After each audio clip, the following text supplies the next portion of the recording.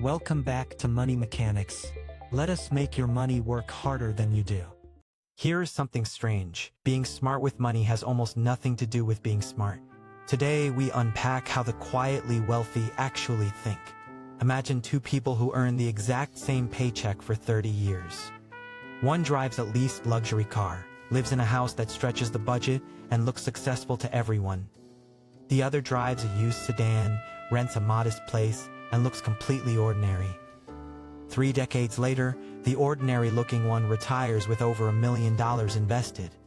The flashy one is still working, still anxious, and still one bad month from disaster.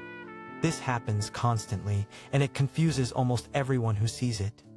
The lesson hiding inside it is the foundation of everything else we will talk about. Wealth is not the things you can see. Wealth is the money you chose not to spend. A new car is spent money. The bank account that bought it quietly is the actual wealth. Because real wealth is invisible, we end up copying the wrong people entirely. So, if it is not intelligence, what actually decides who builds wealth? The answer is uncomfortable. It is behavior. There is a famous study of a man named Ronald Read, a gas station attendant and janitor in Vermont. He never earned a high salary in his entire life. He pumped gas and swept floors. When he died in 2014, he left behind around $8 million. He did it by buying solid companies and then doing the hardest thing imaginable, nothing. He simply held for decades and let the dividends reinvest quietly in the background. Around the same time, a Harvard-educated executive named Richard Fuscone went bankrupt. He had degrees, connections, and a brilliant career, yet he lost it all chasing more. The janitor won, and the executive lost, and that is not a fluke or a fairy tale. Money rewards patience and discipline far more than it rewards raw intelligence. A genius who panics is financially dangerous. A calm, average person is financially powerful. This is why behavior beats math, every single time it is tested. Patience sounds simple, but our brains are wired to sabotage it. Here is the first mental trap that quietly keeps smart people broke. Behavioral scientists found that losing money hurts roughly twice as much as gaining it feels good. This is called loss aversion, and it is the reason markets crash so violently. When prices fall, the pain becomes unbearable, so people sell at the worst possible moment. They sell low after they bought high, locking in a loss to make the fear stop. Consider the 2008 financial crisis, when the stock market fell by more than 50%. Millions of terrified investors sold everything near the very bottom and never came back. Anyone who simply held on saw their accounts fully recover within a few years. By 2013, the market had not only recovered, it had reached brand new highs. The investors who did nothing won, and the ones who reacted to fear lost.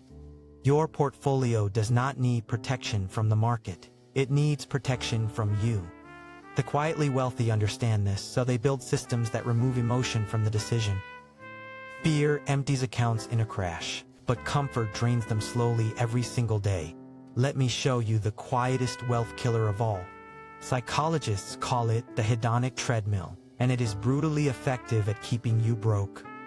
Every time your income rises, your idea of normal rises right along with it. The raise that felt life-changing becomes invisible within about 3 months. A bigger paycheck buys a bigger apartment, a nicer car, and a more expensive routine. Soon, the new luxuries feel like basic needs, and you are no closer to free. This is lifestyle creep, and it is why people earning $200,000 still feel broke. The trap is that more spending almost never delivers more lasting happiness. The quietly wealthy do something rare.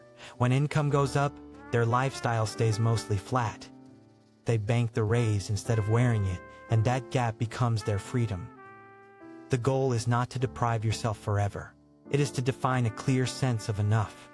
Knowing you're enough is the one skill that protects you from an endless, exhausting chase. So we know the traps. Now here is what the wealthy actually do instead. It starts with one habit that changes everything. The single most powerful money habit is deceptively simple. Pay yourself first. Most people spend their income and then try to save whatever happens to be left. There is almost never anything left. because spending expands to fill the space available. The wealthy flip the order completely. They invest a fixed amount the day they get paid. They treat investing like rent, a non-negotiable bill that gets paid before anything fun. Then they automate it so the money moves before they ever get a chance to touch it. This is where compounding, the most underrated force in finance, finally goes to work. Invest $500 a month at a 7% average return for 40 years. You contribute $240,000 of your own money over that time, but you end up with well over $1 million because the growth itself starts earning growth. The earlier you start, the more the math quietly does the heavy lifting for you. But none of this works if you keep trying to outsmart the market. Here is the final piece, and it humbles almost everyone. There is an old saying among investors: time in the market beats timing the market. It means consistent investing over decades beats trying to guess the perfect moment. The data on this is overwhelming, and it is genuinely hard to argue with. A famous study looked at the best market days over a 20-year period. If you missed just the 10 best days, your total return was cut roughly in half. And those best days almost always happen right next to the scariest worst days. So the person who panics and sells reliably misses the recovery that follows. Trying to jump in and out perfectly is a game even professionals lose consistently. The quiet winners do not predict. They participate steadily through every kind of weather. They accept that they cannot control the market, only their own behavior inside it. And that acceptance, strangely, is the very thing that makes them wealthy in the end. There is one more secret that separates getting wealthy from staying wealthy.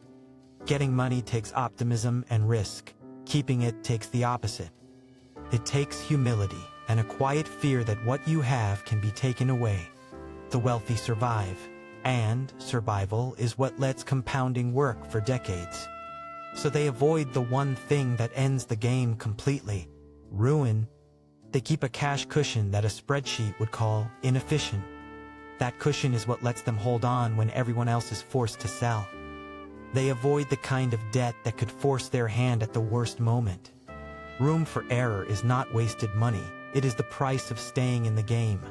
Because the goal was never to look the richest on paper for a single year. The goal is to never get knocked out so your money can grow for a lifetime. So here is the real secret. Wealth is built quietly by people who feel ordinary. Master your behavior, define your enough, and let time do the rest. And that is how the money really works. If this helped, subscribe to Money Mechanics. Your future self will thank you.